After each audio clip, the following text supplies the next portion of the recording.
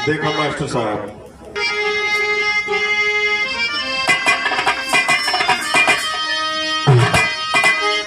राम विवाह आप लोग सुने होंगे, शंकर विवाह सुने होंगे। ई आरक्षण हमनी के छिनाए जात बा। हम एगो जात का गीतवा धोबिन के बिया हम गावे जात बड़े।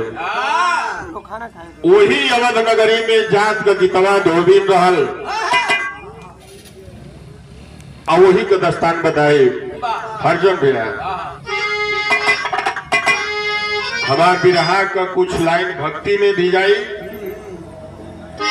कि भक्तों के कारण से कष्ट भगवन, फिर भी वो हर दम वो भक्तों के फेवर में रहते। सुखिया के कारण बने नार गिरधर, खींचते थे चक्की कठिन दुख सहते।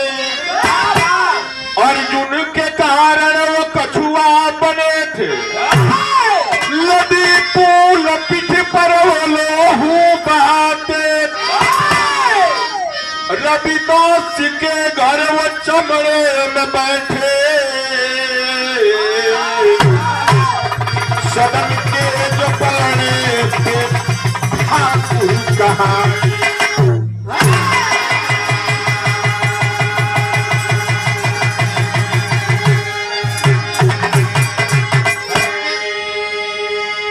रविदास के घर वो चमड़े में बैठे, सदन के पलड़े पर जो ठाकुर कहाए।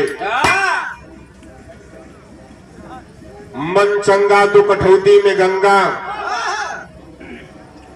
ए बाबू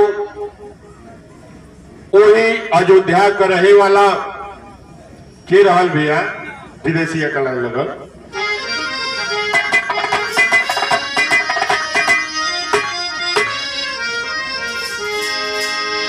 कि जनक, अरे कि जनकपुर नगरिया में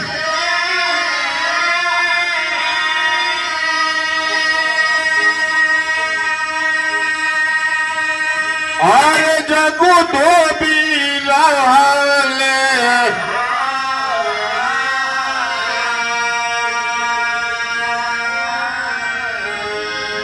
अरे गीता बेटी भाई अब से आनंद रे बाबूजी।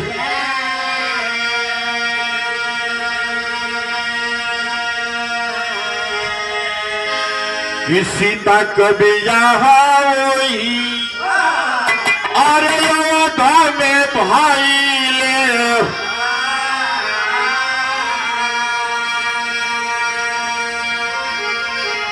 अरे पाजल खूबे बजाना,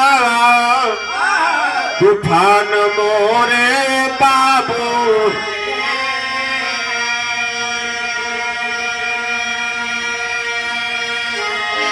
किया गीता के बियाह मोरी, और अवधा में हुई थे। पूरा हो दिल के अरमान हो। कोई लाइन ए बाबू, वही जनकपुर नगरी के आप सभी जाने लो। वही राजा जनक के राज में एक जग्गू धोबी नाम का धोबी रहता था। जग्गू धोबी की लड़की का नाम रहल गीतवा। गीतवा धीरे धीरे जब सियान भई तो हर एक महतारी बात को फर्ज बनेला कि अपनी लड़की के बढ़िया घर बर देख के शादी कर दी। इतना ही नहीं बाबू, गीतवा जवन धोबी रहल वो सीता जी के सखी भी रहल। जग्गू धोबी के मन में उद्गार मचल बा कि हमारो लड़की का बियाह का हो अयोध्या में हो जाए तो हमारे दिल का लालसा मिट जाए। खुदा न खस्ता जग्गू धोबी चल दिलन। जब अयोध्या में पहुंचलन शादी तो तय हो गई। शादी तय कैसे भाई? तल्लू धोबी के लड़का रहल जीवना का नाम रहल राजू। सीता का ब्याह राम से और गीता का ब्याह राजू से।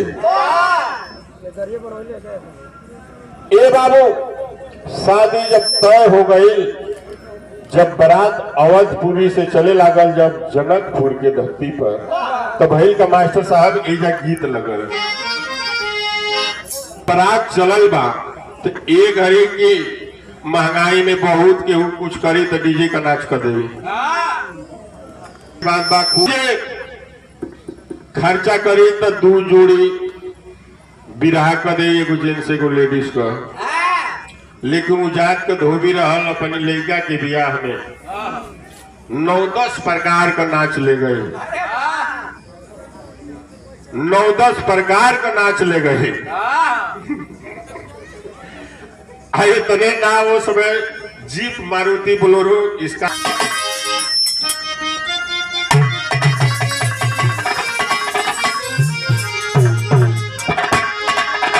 देखा ही धोबी बिरादरी के बारात पहुंचते तो धुबुए गीत बा।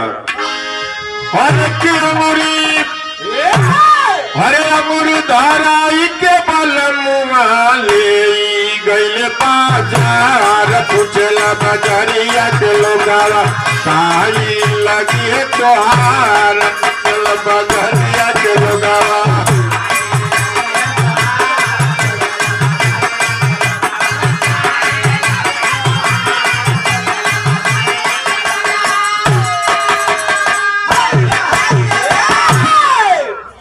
जुगल गीत गौले रहे टी सीरीज में जाके हमारे मेलसी साहब है प्रधान जी। ई जुगल गीत में प्रधान जी जवाब दिले रहा। अरे कि नहीं मोरे भैया भतीजवा और नहीं को नया बाबा के धरावल भैया। बाबा के धरावल भैया साजा न हो हमार। बाबा के धरावल भैया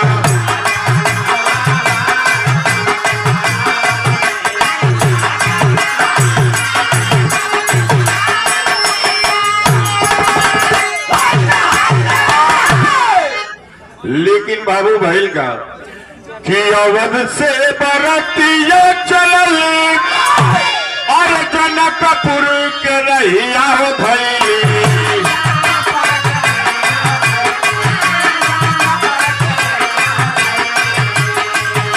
बाजे लावनी दाग झुमी झुमी गावली गुजरी।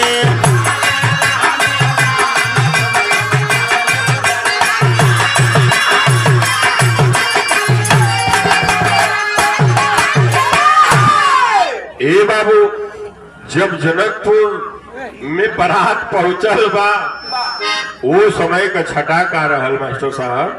फिर गीत बदल गई। अब बतेबे कैली है कि 8-9 प्रकार का नाच गए तो फिर गुड़ाऊ गीत लग गए।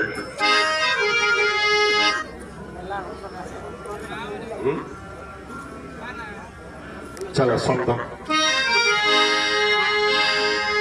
अरे कि कौन ही देशवा से और चल सोनारा कोयला धड़कावे।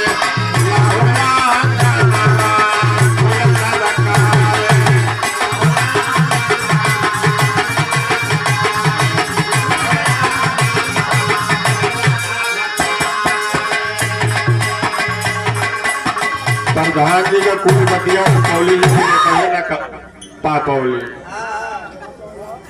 प्रधान जी का एक ही चीज हुई ना पापौली है करिया हिलावे वाला। हम दूसरे हिलाइला,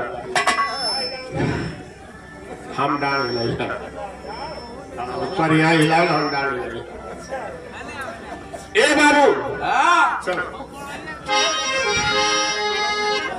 ये डफरा करो। अरे कि कौन ही देशवा से और चलल बा सोनारा कोयला धड़कावे।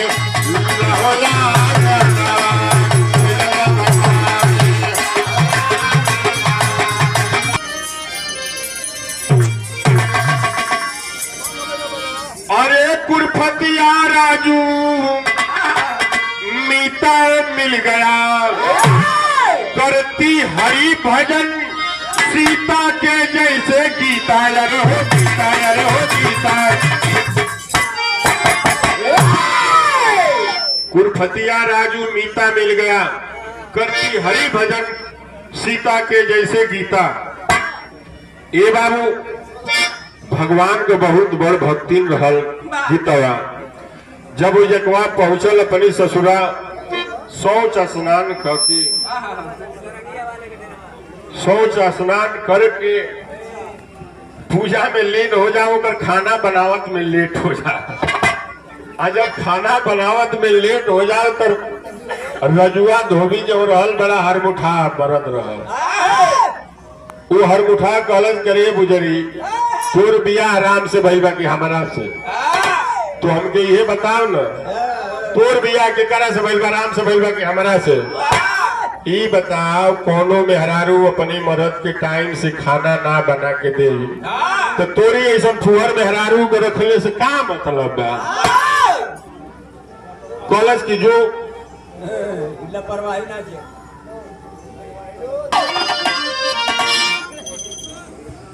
अरे सरंगिया वाले कडेरा, अरे पापाई दर छोटकी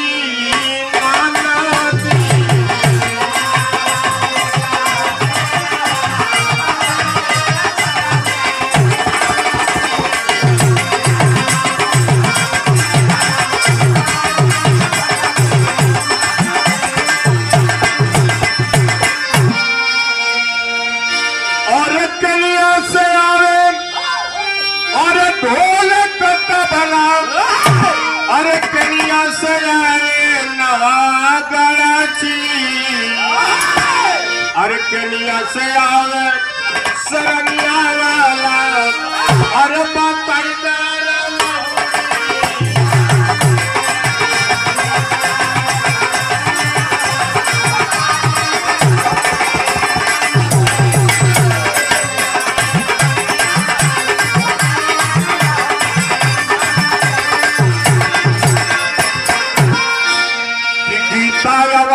नगरिया में, अरे गीता अवधान नगरिया में, अरे पुजरिया बनली रामा के।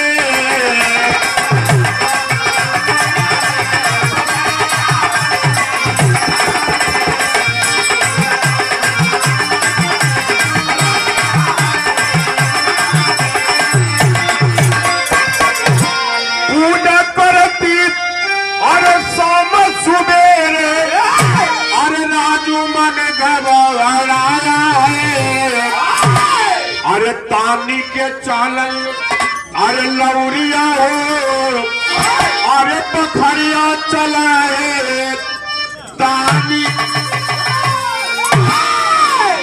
ए बाबू कॉलेज की बताओ, हमार बियाह तोरा से भइल बा कि राम से भइल बा? लौर लेके पड़ गई, बड़ा हरमुठा रहल। ये उमेश यादव मनिकापुर की धरती से बहुत रुपयों से यो संसारे होंगे। नमस्कार प्रणाम बा, आम जनता के पोलगी बा। ए बाबू डोबिया कॉलेज की आखिरी बताओ, तोरे ऐसा मेहरारू के हमके रखले का का गरज बा? और सही बात बा, शादी ब्याह वही खातिर हो गए। अब ये घड़ी तो डिजिटल जमाना हो गई बा, मेहरारू कमाती या मरद खाता, मेहरारू कमाते मरद खाता, और वही का मांग बा ना भैया, सही बात बा ना। सबसे पहले तिलकारू जान से तई पूछा सक ले गवा को में पढ़ता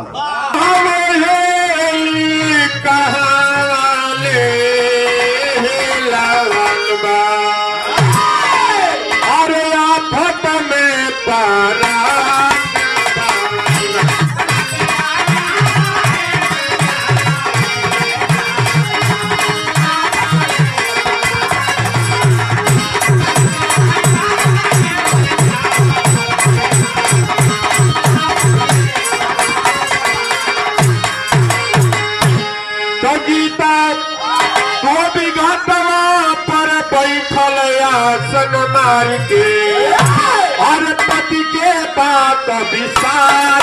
गई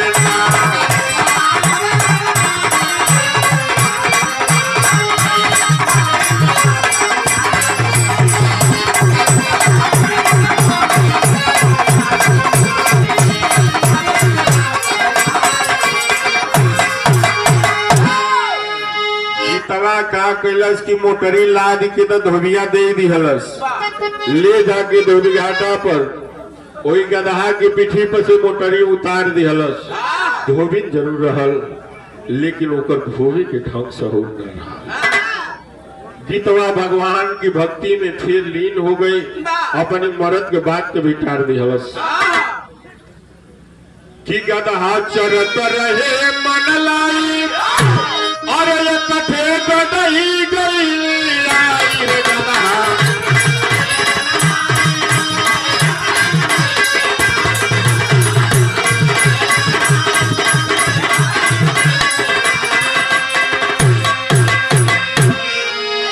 तो गदहा पीछा कइल से भागल पोछिया धान के। पति के बात विसार के गदहवा के छोड़ दिलस। गदहवा चरत चरत तबले एगो गदही कहीं से आगो हेको हेको हेको होगे लागल करे। जब गदहा देखलस गदही के पगला न गए तड़िया लेहलस। आगे आगे गदही भागत बिया, पीछे से लखेदा था कहीं कहीं अपन 5 गोड़ निकाल दे ओहू पखाड़ हो जा। गीतवा सोच गए कि आज देखा तनी कि हमारे धोबिया के गदहो भुला गई, ओकर पूजी डूबे की कगार पे बा। गीतवा का कैलस कि अपन ध्यान तोड़लस, लागल पालस की चाहे कपड़ा धुआई बना धुआई। हरजन भैया पहले गदहा के तक खोजे बा तो जब पपट लगा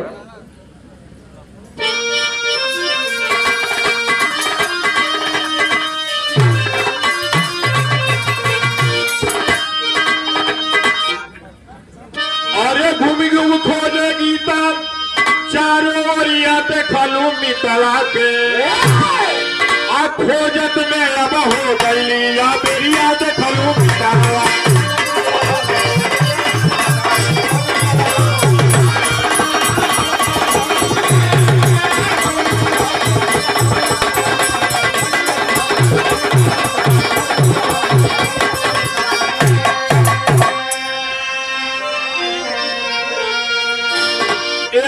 धोबिया सोचे अरे भूल जाई हरी भजनिया हो। ए बाबू धोबिया कलश की जाए वो भगवान का भक्ति करत रहे लेकिन चली धोबी घाटा पहुंची गुजरी कपड़ा धोलस कि ना धोलस, मार पसीना से तड़ तड़ भइल हुई, घाम भइले बा। जब धोबिया जाके देखा ताटे जब चलल वो समय भगवान देखलन कि ओहो ई तो गजबे होके जात बा, ई गजब होके जात बा। आज ही धोबिया जाई धोबी घाटा पर देखी न कपड़ा धोआइल बा न धोबिनिया बा। दूसरी बात हो जाए धोबिया जान जाए कि कहीं न कहीं केहू से गड़बड़ाई दे। भगवान मेहरारू धोबिन का रूप बना के पहुंच गइलन, जाके कपड़ा धोवत होवन। कहलन कि आखिर ओकर गदहा के बनी, कहलन कि हनुमान जी के बुलावा। हनुमान जी के बुलौला, हनुमान जी एलन, कहलन कि महाराज आदेश कर। कहलन कि तनी कुछ घरे खातिर तो के गदहा बने के था। कहलन कि जितना रामायण में उरीब काम रहे हमारे के देत रहला जा, तनी बुढ़ौतियों में तो हमके चैन से जिए दलोगे। कलश की नहीं कुछ देर खातिर भगवान कहलन कि कुछ देर खातिर बन जा। ये बाबू कुछ देर खातिर तू गदहा बन जा। भगवान को छड़ी के लीला कपड़ा धो के पसार देना, एकदम झुरा गई कपड़ा। मोटरी बांध के तब तक धोबिया पहुंचल, देखलस कि तो कहलस कि वाह वाह वाह रे प्यारी वाह, क्या कपड़ा धोती हो? कलश की मैंने तो सपना में ही नहीं देखा था कि तुम ऐसे धो सकती हो। धोबिया धीरे धीरे धीरे धीरे आपन गोड़ बढ़ौले वही पानी में जाता जहां भगवान कछनी मार के कपड़ा धोवत हो। कोई कपड़ा धो दे रहा लेकिन अंडरवियर बनियान बाकी रहा। ए बाबू, ये बात गूगल पर ना मिली, गूगल पर सर्च करिए, नहीं मिलेगी। ये अध्यात्म का पढ़ाई है। कुल कपड़ा भगवान धो ले रहा लेकिन वो निगोटा का छना धुआई रहा। धोबिया का मन देख के बिगड़ा था। सला लाल का लिपस्टिक, लल की साड़ी, हनुमान जी ऊपरे से वही नदी के ऊपरे से दहो। ये बहुत भुजाधारी पहले सुख दनिया हमारे लगना में। उस भक्तनी के लाज बचावे बदे भगवान उस धोबी के घर औरत बन के आए। उन्हीं धोबिनिया अपन गदहा लेके खोज के आवते। यानी भगवान एगो गदहा हनुमान जी के बना के ले जाके भगवान जी वही नदी पे पगुरी करत हुआ। अंदर जाके वो रसोई बनावे के चक्कर में पड़ल हुआ भगवान। उस समय जब देखलस कितवा धोबिन कहलस की सौ दिन कहां से आ गए। दोनों झोटा झोटी करे लगली सर। अब कही के अब पूरा कर देते नहीं काहे कि अब ढेर टाइम भइल बा समय दे। ए बाबू, भगवान को प्रकट होना पड़ा उस भक्तिनी की लाज बचावे खातिर। कलन की जो मांगना है मांग लो गीता। कलश के महाराज का हम तो ऐसे मांगे। द्वापर में तुम्हार दर्शन तो हो गई बा। द्वापर में तुम्हारी संगे हम रह। काहे कि सीता से कम हम ना जानत रहले तो उहे उ गीतवा धोबिन बसुरी बनल भगवान कृष्ण। तो यही जे कोई से कहानी का अंत भइल। कुसुम प्राग स्वामी जत गुरुदेव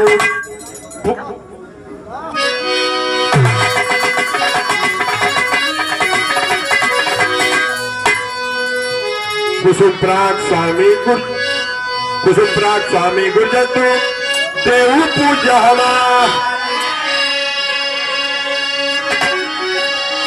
भोला बाला काशी के संग और तेजन विनोद रंग पसार।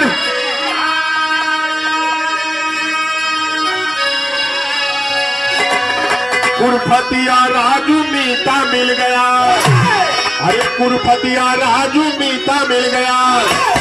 तो गाते विनोद यादव गुरु चरण में जीता। कुरफतिया राजू